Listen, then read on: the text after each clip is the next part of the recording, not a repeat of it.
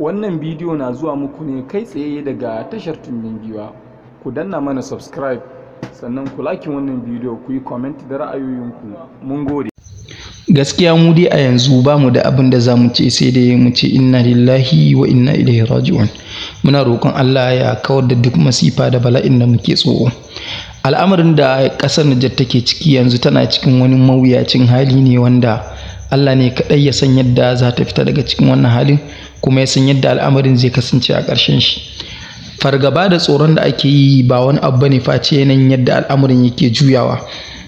Idan kuka yi la'akari da yadda ita ƙungiyar ECOWAS ta nuna cewa ba ta goyon bayan juyin mulkin da aka yi, ta kuma ba da wasu wa'adi akan cewa a mai da mulkin ko kuma ta farmaki ƙasar Niger ta hanyar tura dakarun soja, kaga za a kwace mulkin kenan da ƙarfi a inda ECOWAS ita take nufi.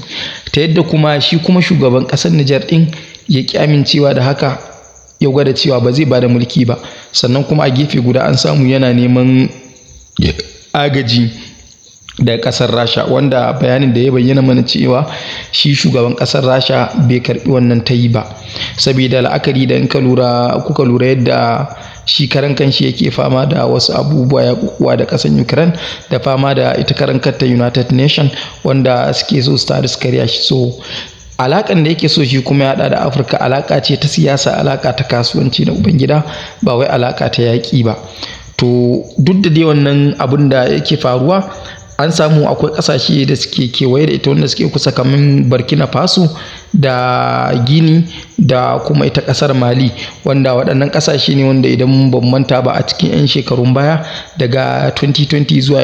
2022 zuwa dai yanzu su ma duk suka yi juyin mulki har da ƙasar Sudan. So juyin mulki su ma suka yi, duka sojoji ne a suke mallakan wurin, wanda haɗin kansu zai iya ƙara ƙarfi ma ita karan kanta Niger ɗin, ta yadda ƙasashen ECOWAS ɗin zai zamanto an samu da yawa daga ciki sun ragu.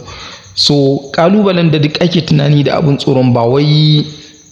wannan bane. Abin da ya fi kasancewa abin tsoro shine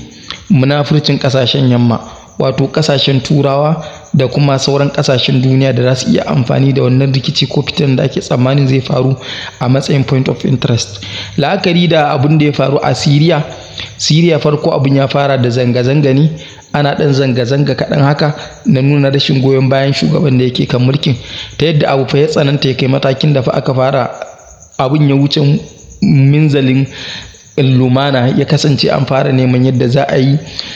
dole kawai ya sauka, shi kuma tire ce ba zai sauka ba. To akwai ƙasashen da kamar America da su da wakilansu suna goyon bayan waɗannan 'yan masu aƙidan juya hali, wanda suke 'yan adawan gwamnati kenan, suke so su juya ta. Sannan a gefe guda kuma ƙasar Iran da ƙasar Russia su kuma ya kasance suna nuna goyon bayan su ma gwamnatin,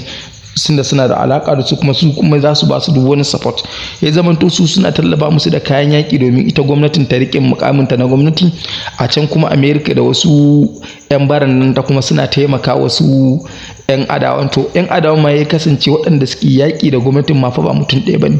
su ma akwai ƙungiyoyi, ta yadda akwai tallafin da wasu kuma toki su suke bayarwa ma wasu ɓangare na daban, ɓangarorin da suke neman mulkin daban, ga ɓangaren kuma da suke tsare mulki daban. A gefe guda kuma akwai ƙungiyar da suke da alaƙa da Al-Qaida da ISIS, wanda suka bayyana su ma a cikin rikicin, suna so su ma su kwace gwamnati ya zamanto mulkin ta koma nasu, ta yadda America ya zamanto kaga tana yakan gwamnati a gefe guda, sannan kuma tana yakan wancan ƙungiyar da ta kira a matsayin ƙungiyar 'yan ta'adda, wanda hakan ya ba su dama ta yadda aka fatattaka ƙasar Libya, aka bayi Syria, aka mata mummunan fatattaka, wanda yanzu haka rikicin ya kusan lafawa za a ce, amma gwamnatin har yanzu ta ko da ya mallaki gwamnatin duka, ta ma zai fara gina garin. An yi magarin mummunan illa, an yi amfani da chemical explosions wanda ake maganan bai kamata a rika amfani da su a yaƙi ba, wanda humanitarian violation ne. So an yi amfani da su duka waɗannan a irin wannan yaƙuƙuwa, ta yadda an kacancana ƙasan ya kasance akwai interest na su ƙasashe. To tsoron da muke ji a nan cewa shine yadda ƙasar Niger ta kasance take, Faransa sun janye jami'ansu, in ya kasance ECOWAS sun shige su farmake su kamar yadda United Nation, wato ƙungiyar harakan ƙasashen duniya, wanda dai ko da a ce duk munafurci ne, yawanci tura ne suke lidin, in suka shiga ciki suka sa baki, ƙasashen da suke da ra'ayi akai ko interest akai za su iya shiga su ma. so tsoron da muke ji kar a maida duk kago wanda ya shigo ba zai ce aje America a yaƙi ko a maida yaƙin aje Russia ba, a'a za su ci gaba da kowane bangare su turo dakaran su ne wanda ƙarshe dai zaman to kaga faɗa da faɗa ne, wannan bangaren sun ba wa nasu makami waɗannan bangaren sun ba wa nasu makami, sai ga sun kirkiri zubar da jini da yawa da asarar rayuka da yawa. To abin da muke tsoro kenan, abin da ko muke gudu kenan, ba ma fatan haka saboda wannan mummunan al'amari da ba za ka so ya faru akan ka ba ko akan wani dan uwanka. Shi yasa muke so a rike